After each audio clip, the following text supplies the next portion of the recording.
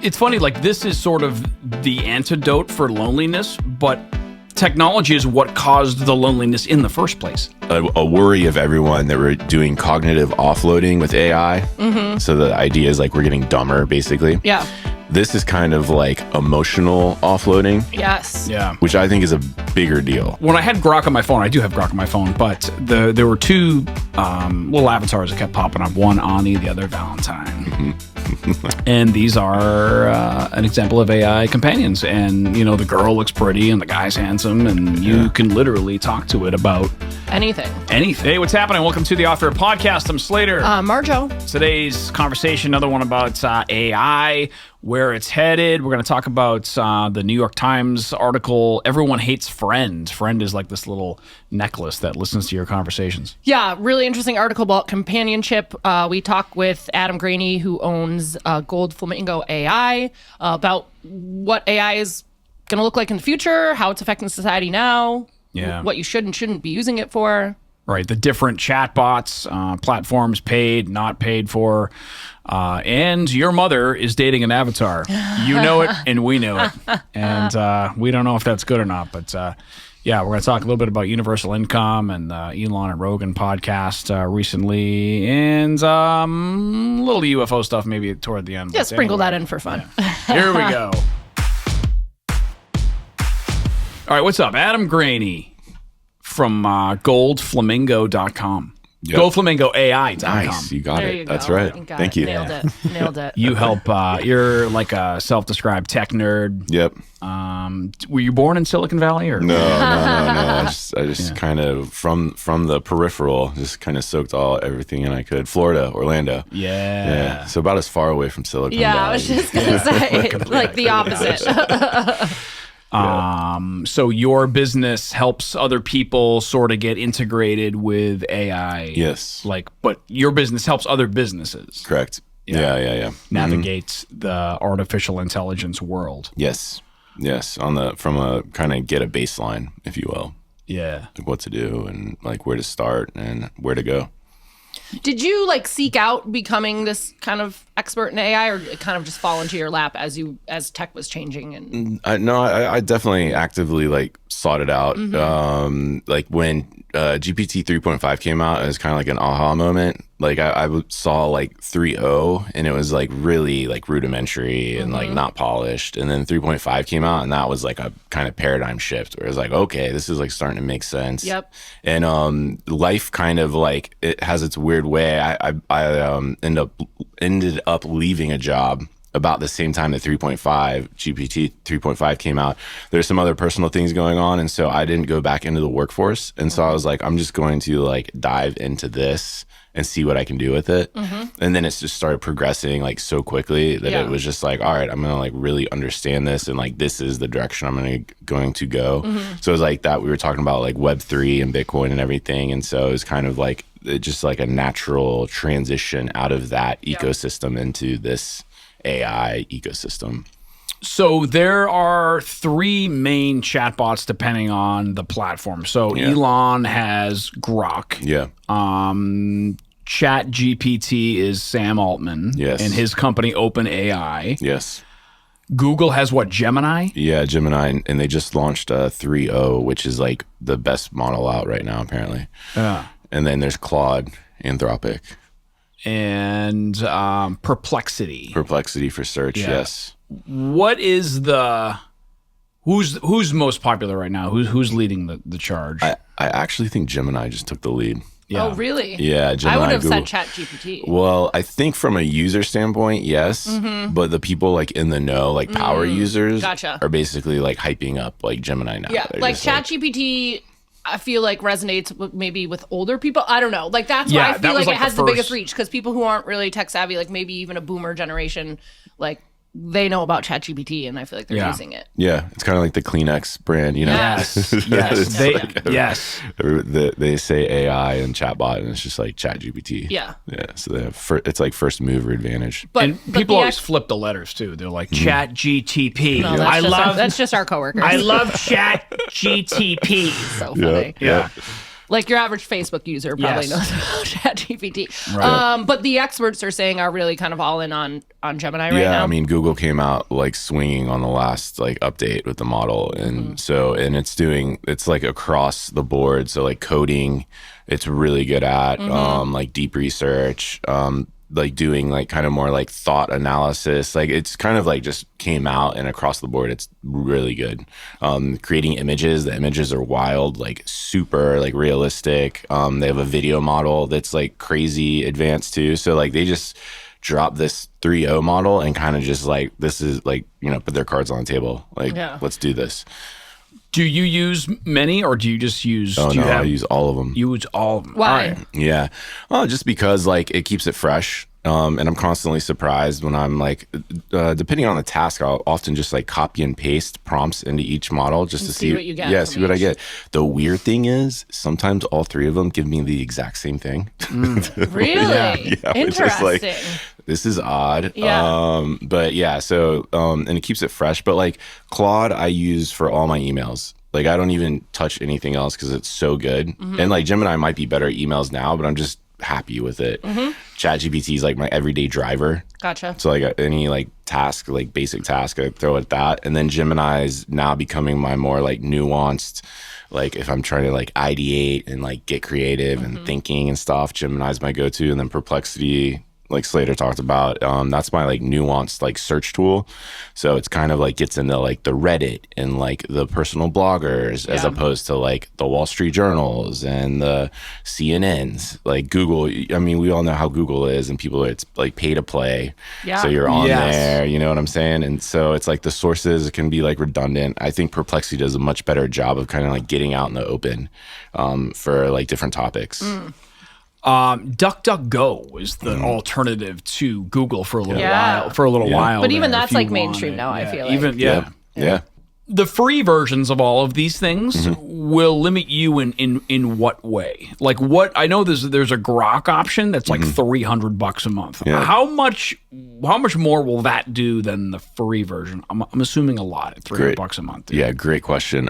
So the $300 a month, I can't even wrap my head around that. And I consider myself a power user, but the people that are paying like $300 or even like ChatGPT has a $200, there's people dropping like almost $1,000 a month just to Yes. get the maxed out versions.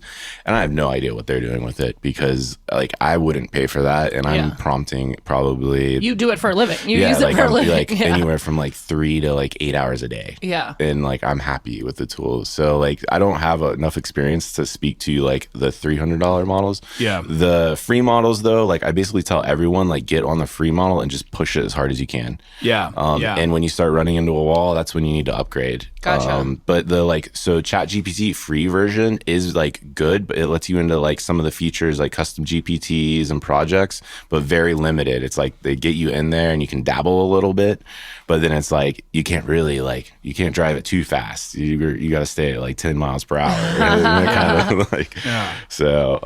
But that's kind of my assessment on the like free to like I'm on the $20 or $22 a month for most of them. Perplexity, I'm free.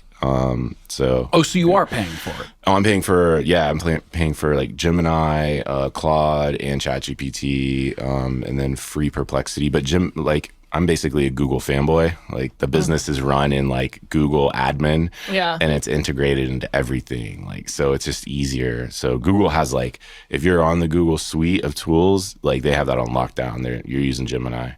But yeah, I pay for those three.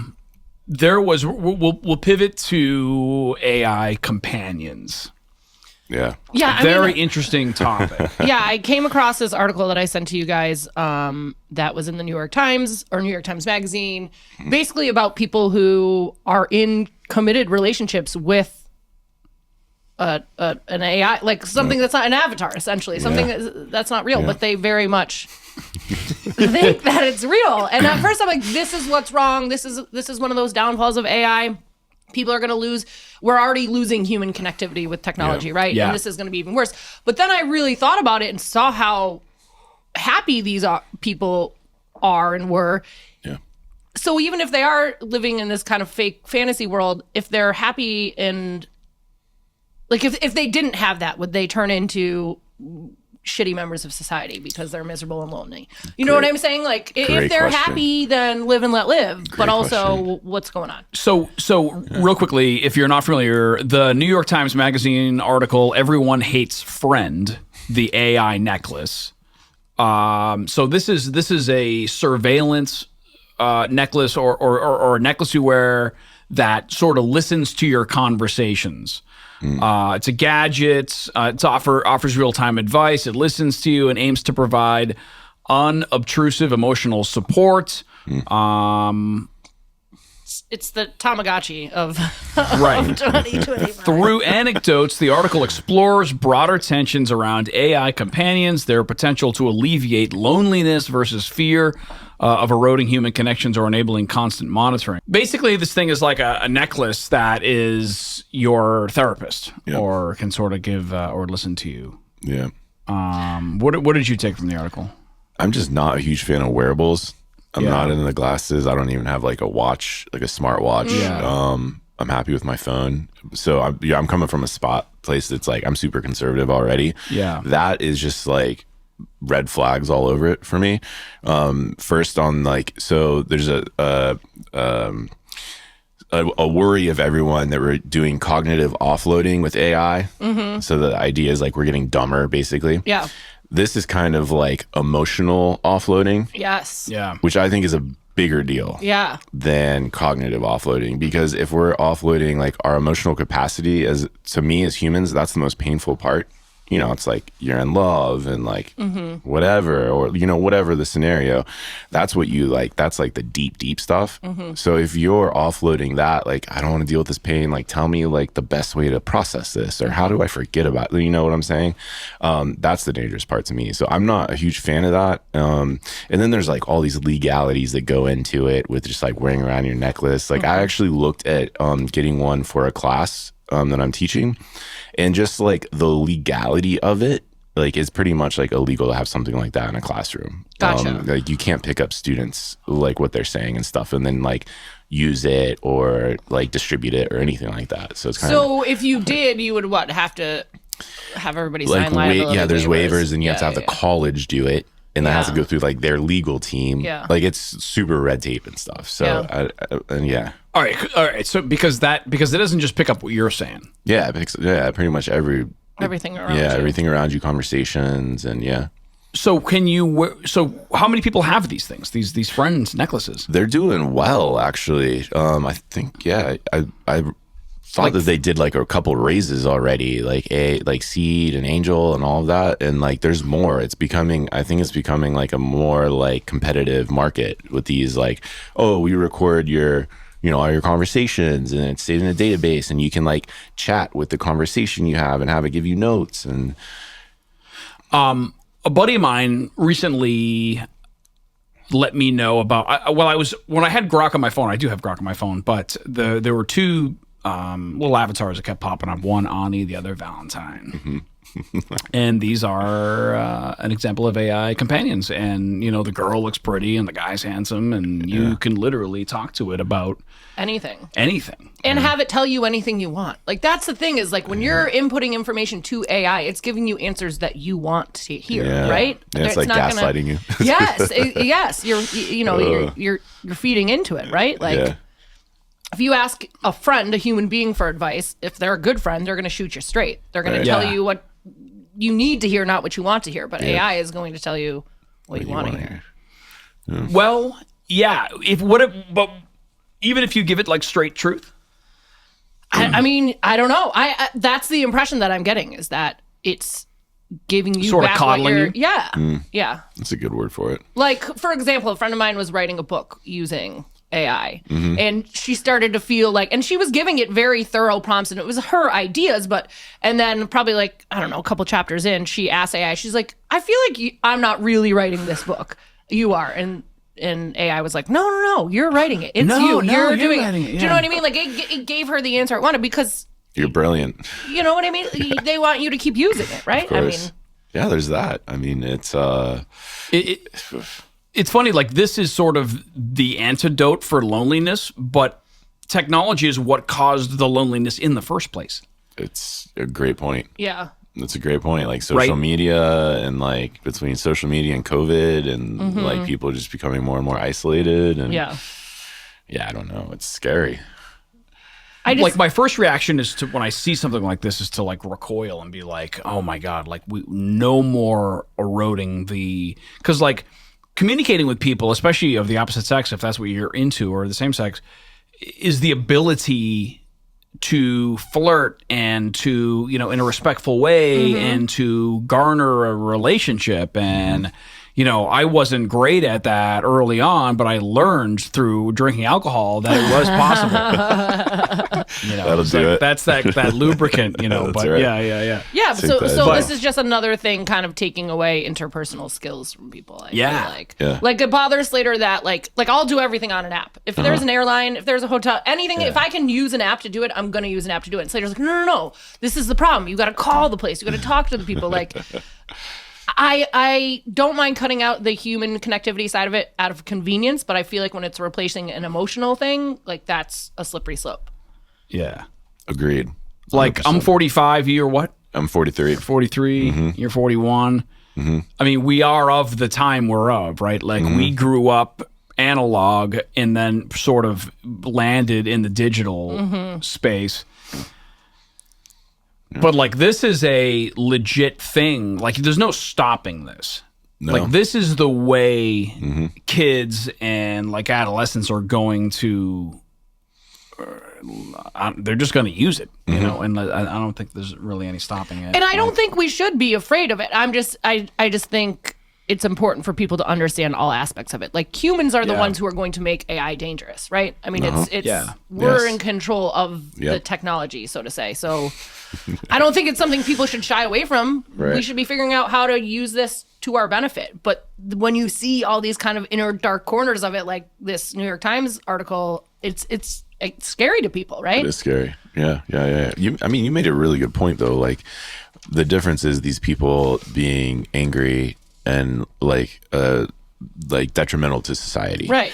So like, is there any way to even figure that out? Like, is it, I don't know. It's like, should we just let them live in this fantasy world if they're happy and healthier that way? I mean, maybe, but you can argue till you're blue in the face that it's not healthy. So why people use them: loneliness or social anxiety, practicing social skills or flirting, emotional support without judgment, sexual or romantic fantasies, 24/7 availability, no one ever sleeps or gets bored, a safe space to vent and explore identity. There was the one guy in the article who's married, and he's like, when I'm not feeling like when my wife's asleep and I need somebody to talk to, I can go to this, whatever his lady's name was. But I don't know.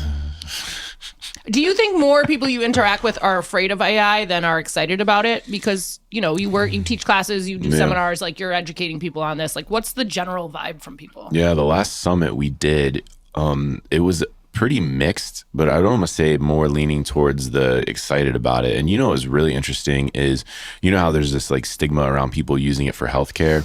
Like they have an ailment or something, or they have documents from the doctor or hospital, they don't know what it means, and they upload them. And I think there's been like a lot of bad publicity about that. Yeah. But we started a conversation and people were just volunteering like, oh yeah, like I went to my biopsy, whatever, and I uploaded it to ChatGPT, and I took this like these notes into my doctor, and my doctor even said, he's like, oh, there's from ChatGPT, like good job like researching and coming in here, and like it's pretty much not taboo anymore. Yeah. Right. So I think that kind of like sets the bar a little bit. So like if people are scared of it and they hear these other people talking about like, well, I just like went in the doctor with a bunch of notes, or I just uploaded my biopsy paperwork and like it was spot on with what the doctor ended up saying. Like the people that are more hesitant, I think that type of like thing, like hearing about that, like normalizes it a bit to tell you. So I think that scared group is like getting smaller and smaller. Yeah.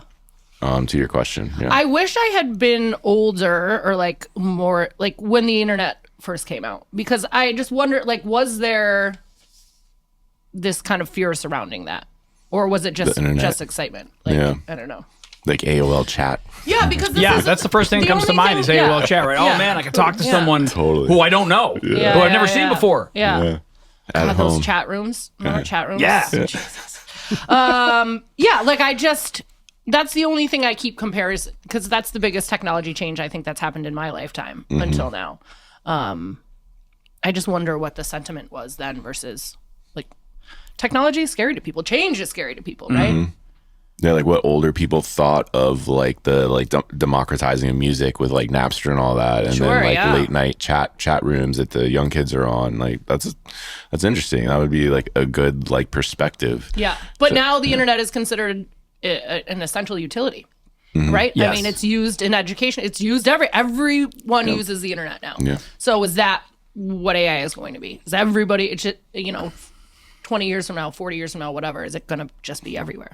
I think so, with the caveat of like, I've actually been thinking about like records and vinyl, and like, how everyone said like that was just gonna disappear with like the iPod and everything, and now it's like come back as a business and like reestablish itself, right? So I think we're gonna see that kind of like with technology, right? Like maybe it's even like businesses that don't use AI or something. Or we were talking in like the at our other discussion, we were talking about music, right? And like people's that's taste. the one thing I'm like. Yeah, so I think people's tastes are going to, like markets are going to come out of this like new paradigm shift based on people's tastes, right? Like, so I don't want a robot serving me coffee at my coffee shop. Yep. So I am going to the, all human coffee shop. Well, this other person doesn't care. They just want to get their coffee as quickly as possible. I don't want to have a conversation with anybody. Yeah. So, I mean, that's like a very like small kind of idea, but I think given like some of like how technology has come about, and then like the after effects, the knock-on like effects, like based on like people's like preferences, if people want something, a business will, prop up to serve those people. Yep. So I don't know, like, and maybe even to like the wearables, like maybe it's like, because there's a whole thing with like parties, you go to clubs and stuff and everybody has their phones out, right? Now there's like big clubs that say you cannot have your phone out or you get kicked out. Yeah. Right. Yep. I like that. Where was I recently when they said everyone? Oh no, I was at a wedding. I was DJing a wedding, and they were like during the ceremony, they're like, absolutely no phones, guys. That is not allowed. And even my cousin's wedding. Yeah. Most recently in Colorado, they were like, they're like no phones. Yeah. And people were like, they're handing out yonder pouches at their wedding. Yeah. And they were like, no, well, people are going to want to take pictures and videos. Like, that's the point. We want you to experience this in real time and have it as a memory. Yeah. And you're paying a photographer too. Like, we don't need all Yes, of it. that was the other thing. Yeah, right. Of course, the photographer's there. Yeah. And speaking of putting people out of work, like when AI first came out, my immediate reaction was like, oh my God, like this is going to put thousands and tens of thousands and hundreds of thousands and millions of people out of work. It's just too powerful. Like we've all seen Terminator 2.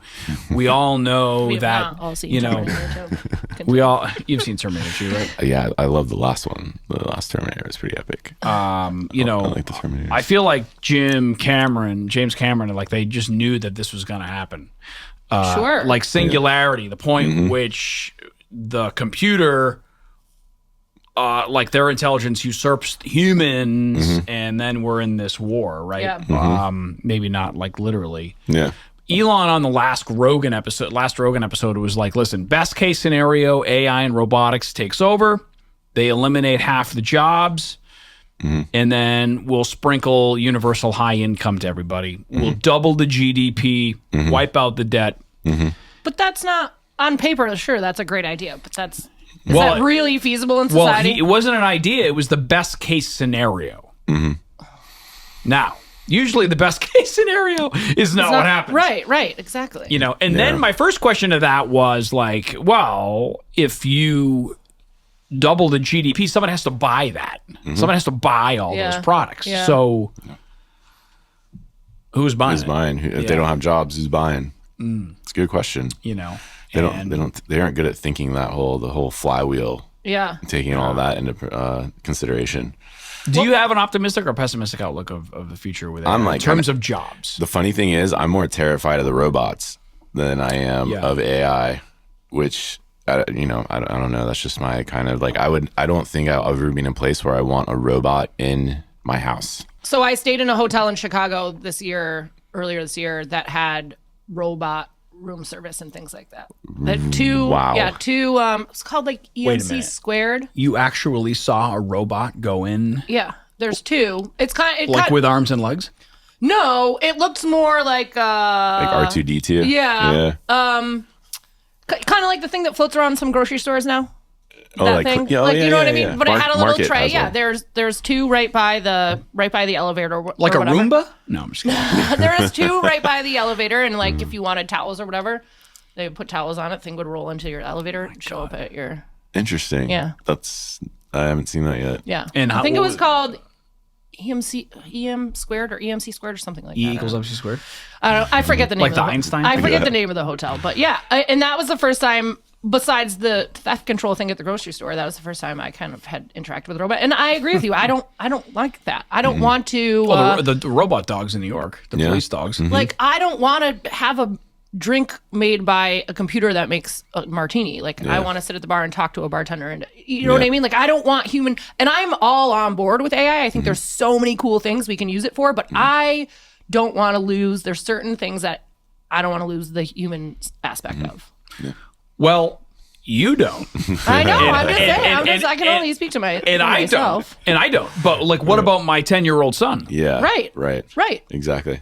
I'm sure Like- my dad thought he hates that I don't have an Atlas in my car. He's like, you're using your phone for everything. You're using GPS for everything. Like I imagine it's very generational. Or like you got to look it up in a book. You can't just Google it. Like go to the library. You know what I mean? Like it's because you were raised on something else. To your point, your kids are going to have a completely different outlook on life. What I worry about is the human brain doesn't evolve and develop fast enough. Like tech is like hockey sticking up, and like the human evolution is like going like this. That is a fact. Yeah. You know, like Yes. that is probably undeniable, right? That is like it just undeniable. cannot. We can't keep up Like as a species. Yes, Yeah. right. And obviously that's our fate because it's happening, right? Yeah. I mean, unless something happens, which doesn't look like anything's going to happen. So kind of. Like, can you unplug the servers? Is that a thing? No, the best thing I heard was that like you basically segment like the singularity or like super intelligence, general intelligence, whatever you want to call it. You take that and you kind of make it like, and I'm sure you've heard of this, like a Manhattan Project style working group, right? And that is contained within like a mountain or something, unplugged from the internet. But that's used for like all of the government stuff, military, you know, like national security. But that is not open to the public. And all of these other companies, they're just working on like business use cases and like maybe some emotional stuff, but they kind of like they're in the sandbox and they aren't trying to do both things, like ship products but also build this crazy intelligent being. So but I have no idea if anybody's doing that or cares or anything. I mean, OpenAI just released like a paper where they were actually like saying they want to slow things down. That could have been been a PR stunt too. Like it was kind of like I don't know. Sure you do. Yeah. And yeah, I think these companies knew once the lid was off that there was no putting it back on. I mean, you just can't. Yeah, and then it's like an arms race, right? I mean, like if Yeah. we slow it down, China's not going to slow it down. Right. Yeah, totally. Right. Totally. Which is Another interesting thing you brought up when you were on the radio show with us was the idea of intellectual property. Yeah. Like people using AI for creative things, either building an app, writing a book, writing a song, but then to sell that and trademark it is what's the process at this point? I don't know the process, but I understand best of my knowledge that the burden is on the person. Like I think Amazon has some new like regulations on it or something. Like if you used it, a certain percentage of it is written by AI, you have to tell Amazon, disclose that. Maybe there's ways around it. I don't know, but I'm seeing like for like tech and stuff, IP, the burden's on the user. Like they have to come in with like proof that like this is their idea. As a human, this is the part is human. This is the part AI, and that's kind of how they're moving forward with it. Same with kind of like art and stuff like that. So like art competitions, things like that. Some of them are like no AI whatsoever. Some of them are like, yeah, you can use AI, but you have to explain like your process for going about it. So it's pretty nuanced. But I think like as a standard, it's getting to like burden of proof is on the human, and then how much of that is your own work that you did yourself.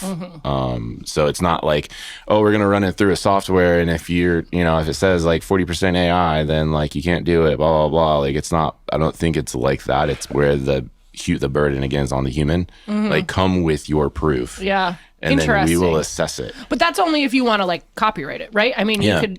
Yeah. I mean, there's AI books all over Amazon, and I think it's kind of just like whatever. Yeah. But that's copywriting, and I think that's getting like distribution on like certain websites or whatever, like depending on how serious you want it to be. Yeah. I mean, I'm sure there's plenty of publishers and whatever websites that are like, we don't care. We'll, put your work up. There was a company that it was Michael Caine and Matthew McConaughey, Matthew McConaughey and Christopher Walken, right? Yeah, that was that 11. It was Michael 11 Michael Labs. Caine. 11 Labs. Yeah. It was Michael Caine? Yeah. It was Michael Christopher Walken Caine. for some reason. Anyway, but yeah, definitely Matthew McConaughey on there. So, God, I just Like they are allowing 11 Labs to use their voice for a fee. Yeah. Yep. Yeah. But like for what? Thing. Do you know what I mean? Like Budweiser I have, or something. If they want to, they can. They can come up. They don't need him to voice it. Yeah. That's what I thought it was like. So interesting because you wonder, Or anything that sounds like Matthew McConaughey. yeah. There's a I mean, they there's must a have paid them a span there. shit ton of money. Oh, yeah. Because if Matthew McConaughey is willing to put his voice out there, he knows that Budweiser is never going to pay him again, or whatever company is never going to pay him again. So it must have been a hefty fee, right? Yeah, and of course there's got to be stipulations of what he can and cannot say. He's not going to be like, I love to get. Sure. Well, that's the thing is, Drunk but and can't you make Budweiser it? every But night. can't you make it say whatever you want? Yeah. Yeah, Do you but know I what think I'm saying? Like, yes, but I don't think he probably didn't sign off on that. I don't know. I don't know. I mean, I don't know. why would he? I don't know. I know Morgan. interesting. I know 88-year-old Morgan Freeman was dead against that. He's dead against anything that's. Probably. Take some out of voiceover work. Yeah, he was. I'd say Matthew McConaughey was getting ahead of it, and people are probably already bootlegging his voice. So Totally. he's like, I might as well just like get ahead of it, get paid, and like let the chips fall where they may, type of thing.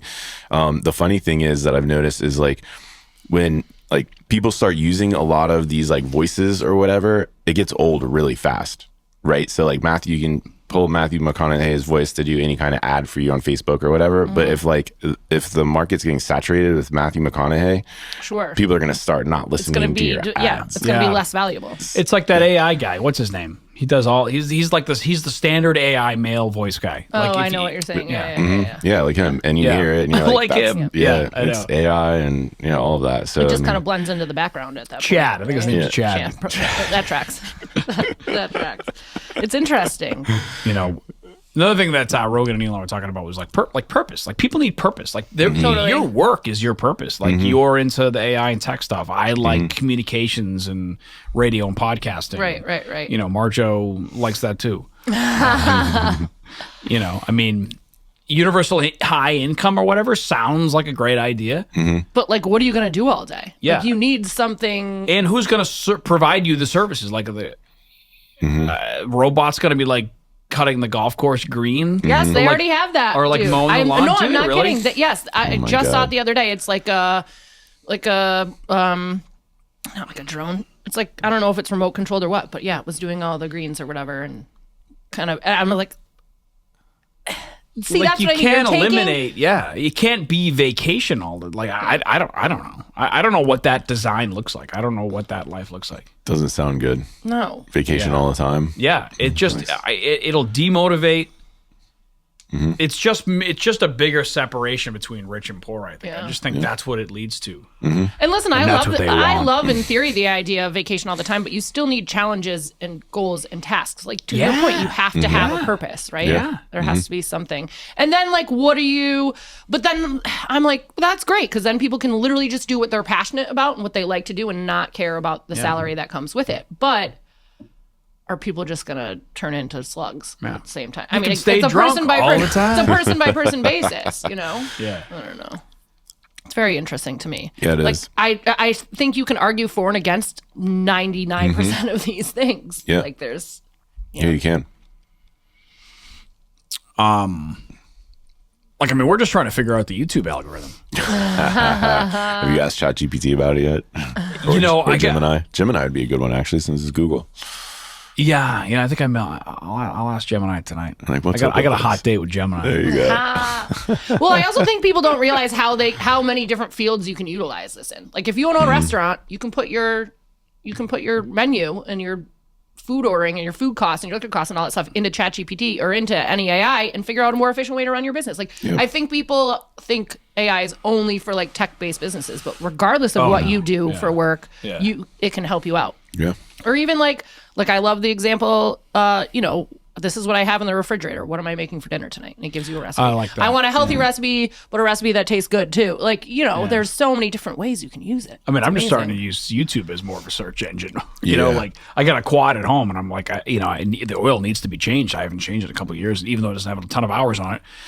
Instead of bringing it down the road to the quad place, I'm like, literally a 3-minute YouTube video and I changed the oil. And it was like, which is cool because now you required a new skill. But Yes, at the same time, you just took away business from the quad place. I did, but I also gave a view to the creator who made the video. Right. And so there, YouTube, like I'm very interested in being part of the creator economy on YouTube, and we're a small channel. Yeah. We only have 300 and something subscribers, and it's a grind, as you know. And I got a buddy of mine who works for YouTube or who worked for YouTube. Like nobody knows the secrets of that algorithm. I believe it. Nobody. Like that is like locked in a box. And that bitch is on the bottom of the ocean. Do humans even know it, or is it all just computer? Is there? That's a great question. I don't know. Yeah, that's a good question. The algorithms running the algorithms. Right. Yes. That's what I mean. Like, why even have human human involved and have a human have knowledge of that? Because then humans are, imperfect. Yes. And they end up getting drunk and telling somebody the secrets. That's right. And like we. Let me tell you how it works. Yeah. Like we don't want to like suppression. We would like to talk about a bunch of different subjects and stuff, and it's a pain in the ass, dude, trying to title the videos and stuff. Yeah. Be like, oh, you can't say that word. Oh no, that word's gonna get us flagged. Okay, should I put the asterisks in this word? Yeah. Should we swear? Should we not swear? We want to be relatable, but we still want to be like. You know what I mean? Yeah. Sounds exhausting. Yes. It's exhausting. It is. Yeah. But so if you can have AI figure that out for you, yeah. Do you know what I mean? You could. Yeah, you could. In theory, Gemini, right? we're doing a podcast. So what do you realistically 20 years from now, where do you see culture at with AI, or do you have no idea? 20 years. Yeah. I have no idea. Okay, let's say 10 years. But you have to think about. I mean, obviously you started a business based on this. Obviously you see. So in just in general, 10 years, like the technology or like how people are using it? Yeah, like both. Like where do you think everything's going to be operating off of AI? And if so, how long does it take us to get there? Like, yeah. I mean, the leaders in the space are saying in 10 years we'll have like general intelligence. That's what like most people like, and that's sometimes a conservative benchmark. So some people are saying like 5 to 7, whatever. So in 10 years, I would assume AI is integrated in almost general intelligence. What's that? Like it's basically it knows everything about everything, and like. So it's like PhD level knowledge to like everything about everything. So that's kind of like the new term. I mean, singularity is similar. I guess singularity is like the level up. But general, I think they said general intelligence to stop scaring people. Yeah, sure. We'll have a nice soft word that is the PR team came in and was general like, intelligence. you guys got to stop with the singularity thing. It's freaking people out. It's freaking people out. Ladies and gentlemen, we've achieved singularity. That's funny. General intelligence sounds. We're way coming better. for your jobs. Yeah. I would say 10 years, like pretty much integrated, and like from working with like small, medium-sized businesses, I would say the ones that do not implement AI by that time will definitely be like gone. Obsolete. Yeah. So I think like the market will work out like the efficiencies and like the businesses that are running more lean and able to like have a smaller amount of like overhead and can bring their prices down, they will stick around. Yeah. The companies that are not doing that, like, and it's a sad state of affairs. But I think like they're gonna get left behind. Yeah. Are you a UAP guy? No. What's UAP? Like UFOs. Oh. UAP. Wait, what's that? All right. So now it has been. Oh, it's a new term. Unidentified. So it's just a rebranding of UFO? Anomalous phenomena. Wow. Gotcha. or unidentified aerial aerial phenomena or something. Yeah, that's what I think. Yeah. I'm fascinated by it. And I've listened to a couple of podcasts, like Lex Friedman had Lex. Yeah, Lex. Yeah. I mean, I think there's like a lot of truth to it. I kind of check out a little bit though, because it starts to kind of get weird, and so I'm just kind of like, okay, like I believe in it, but I don't need to be fully immersed in it. Yeah, because I mean, I got the AI thing going, like that's heavy enough. Like I don't need to go. But yeah, almost like ignorance is bliss. A little kind bit, of right? a little bit. Like they might be among us, and like they might be in the stars and like cruising around. Like I just they think they're in the oceans. I just think that would make sense. That would make sense. No, honestly, like No, I'm being serious. That would make sense. I mean, the ocean is huge. so vast. We've explored, pinheads of it versus like what we've done in space, allegedly. Yeah. Because the moon landing was probably no. I'm just kidding. I just think we are foolish to think that this planet exists and nothing else out there exists. Yeah. Like, I just think it's. Yeah, I just think it's a crazy notion to completely shut yourself off from any other kind of life forms. But at the same time, I'm not going down the rabbit hole every day. But I do find it interesting. Yeah. I heard a podcast a while ago for a guy who worked for the Navy. And he came out and said, I think there's a Netflix documentary about it now too. Well, He has no dog in this fight, so to say. Like he has no reason to lie about what he experienced and what he saw and things like that. Dan Farah, who was on, he's a UAP guy. He was on Bill Maher 3 weeks ago. He was on Rogan just a week ago. There's a new movie called The Age of Disclosure, just dropped on Amazon Prime as of this taping. I think it was November 21st. You can rent it for the low price of $19.99. I'm gonna wait. And obviously you did. But Secretary of State Marco Rubio's on there. I mean, high officials do. They're like, listen, we are coexisting with these people. These things. There are, they're trying to reverse engineer crashed ships. I mean, can you imagine? And they think Trump eventually will come out and say, listen, we've been hiding this for a while. The government. The government has revealed some stuff, right? Yes. Yeah. They're like, we don't, everyone knows that shot of the spaceship flying up in a little square around it. Like, they're like, we don't know what this is. I mean, can you imagine? I mean, that is game-changing information, dude. Yeah. Like game-changing, life-flipping, mind-altering stuff where you're is like, it, if the president goes, if the president goes, think about your childhood. Like, you thought, oh, yeah, well, this is what it is. And even as you're an adult, like, imagine if the president goes up to the podium and is like, listen, guys, we are coexisting with aliens. They are in the ocean. Okay, yeah, this we've is all seen Independence this is happening. Right. Everything that comes in the movies, in the movies, comes to be true. It's happening with Terminator. It's true. You saw Back to the Future over the weekend. That's that. Ex Machina. I think we talked about Ex Machina. Right, Machina. like her. Yeah, Machina.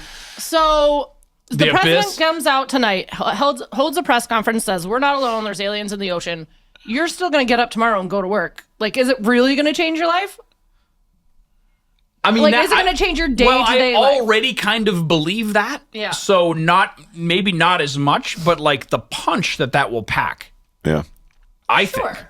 But I think some people like my mother. I think like, more and more. Sure, I do think generational, but I think more and more people are on board with other life forms. I still want to see the movie. You're definitely getting a text from your mom though, just like me. Adam, I just hope you're not listening to people. Did you see the news? That's what my mother says sometimes. I just hope you're not listening to people. I mean, I hope I'm not listening to people, like actually audibly hearing them. And like when that news came out before, when the government was like, "Oh yeah, we have this information. There's been flying objects that we don't know what they are." Like nobody, like what really changed? Like it was a news story, it was a headline, but like, did it really change people's daily lives? Well, there are people who didn't do that movie because they thought they were in fear for their life. Oh, really? Yeah. Yeah, definitely. Okay. Yeah. They were like, listen, I love the project, love the idea. I can't do this because they're going to, like from the government or the agency or whatever. Okay. Well, that makes sense. But again, if you've never seen one, yeah, like I've never seen a ghost. Yeah. Although the other day I did hear something in my room, and I was like, what the hell was that, bro? It is funny. Like I heard like a child's voice going, and I was like, and I wasn't sleeping, and now I was like, I was freaked. I haven't been freaked out as an adult in a while, and I was freaked out, bro. I always use this example with people. Like, if you ask me if ghosts exist, I'm like, no. But you could not pay me $1 million to sleep in like a haunted house, No way. like a Lizzie Borden house. I'm not Yeah. sleeping in that shit overnight. Yeah. But Right. You ain't doing that. but I also Yeah. am like, no, of course ghosts don't exist. Well, if they don't exist, then why am I scared to stay in that house? Sure. You know what I mean? Yeah, right, exactly. Yeah. Gotcha. Well, clearly I do believe in something. Yeah. Today's episode of Off Air with Slater and Marjo is brought to you by Berkshire Adventures. Berkshire Adventure Tours, e-bike tours, picturesque picnics, private e-bike rides, Cloud9 seats, hidden gems, and scenic picnics. I did one of these the other day. Can't recommend it enough. Great local guide here in the Berkshires. So BerkshireAdventureTours.com. You can find them on social media. All right, so before we wrap up, what do you think people should be using AI for, like day to day? What's your best place? Like, what's the best starting point? I mean, it's easy. I think it's easy, kind of like we were talking about YouTube, almost substituting like ChatGPT or any model for YouTube is a good starting point. Just kidding, YouTube. Don't do that. We love you, YouTube. Yeah, we love YouTube. Big but- YouTube fan. or like looking up recipes. We were talking about food. Around the house stuff is like pretty good. So like as an example, I wanted to fix this watch. It was an old watch, and so I popped off the back, and it had this crazy battery I'd never seen before. So I took a picture of it, uploaded ChatGPT, told me what this battery is. It told me the name of the battery, gave me a broken link. I copied the battery name into Amazon. Amazon had it. I took a screenshot of the battery in Amazon, uploaded to ChatGPT, said, is this the battery? Yes, it is. I bought the battery, fixed the watch myself, right? And so similar to kind of like how you're learning how to work on your quad, it's like I don't have to go down to the watch place anymore. And it's kind of like, to your point, like from like the business side, Right. it has ramifications. But so these little like micro tasks around the house, I think are a really good starting point. And that might get you into using it in business or vice versa. If you start like what I love to do is I'll hit on my Mac, I hit F5 is the microphone. And so in the Claude, I'll just dictate. So like, I'll have like a list of emails I have to fire off in the morning. So I'll just go in and like, hey, write this email to, I won't even say a person, but like write this email, make it cordial but professional. And we're talking about the upcoming webinar that I really want to have you on for, and have like a call to action at the end to get them to like say yes or no. Oh man, And like, It's amazing, right? and so like I'll copy that over a Google Doc, and I'll just, I'll do that for like 5 emails, just dictate. Yep. And then I'll go through and I'll clean up the email and like then put it Right. in. That's the key part, Yeah. right? Is Oh, that yeah, you I'm still not- have to. Yeah, I'm not shipping that. Like, Yeah, right yeah, out, yeah. right out of the Claude. But that's just what I do. And people ask me about it. They're like, do you think people care? I'm like, no, because I'm an atrocious speller and my grammar is horrible. So if anything, those people should be very appreciative that they're reading like a well-written, organized email. Yeah. And so like, But does your email say this was written with AI? it does not. Gotcha. But I figured. but does it need to? No, I don't think in that case. I don't think it does. I was just curious. you're right. Like, That's you a know good- what I that's mean? That's a good. Right, That's a good point. exactly. That's a good point. It's a call to action. You're not Yeah. like informing the public on like some medical procedure. or That's anything. right. Yeah. Yeah. So, but something as easy as that, like doing something basic like that. And like, it is cognitive offloading. I'll be the first one to admit, but Sure. like, it's a way to get warmed up for my work. Whereas if I'm writing 5 emails by myself and they're covering multiple topics and I'm having to think about who this you know what I'm saying? Yeah. Like writing emails Yeah. is not easy if you're doing it right. Yeah, I don't do any of that. So it's like, this is like, it warms We know. me up to get into like the hard work, which I'm jealous. Yeah. Oh my God. Yeah. But training. I always it's like if I see a word I don't know what it is, I immediately Google it because I want to strengthen my vocabulary, and it's also like a good like spelling. Now it's like oh that's how you spell that word. Oh, I've Yeah. heard that word before. Oh, that's how you spell it. That's now true. you know, so you Yeah. can look it up. Right. The next But time. do you even need to know how to spell it anymore? Right? Like, you know what I mean? Well, I mean, yeah, I think so. But Well, people argued this when we started using spell check all the time. It was like, well, Yeah. then kids aren't going to learn how to spell words. Like, I think Yeah. kids are still doing okay. Like, I don't know. Because then there's also this argument about,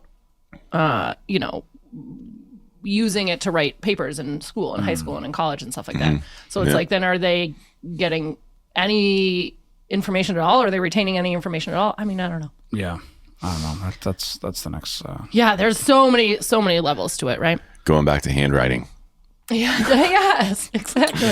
turn in the Vitamin People shit. are, people thought getting rid of cursive was going to be the end of the world. Right. Maybe the pendulum will swing back one day and be like, AI is so passe. Yeah. Yeah. You never know. All right, John Connor, we appreciate it, man. All right, Adam Graney, everybody.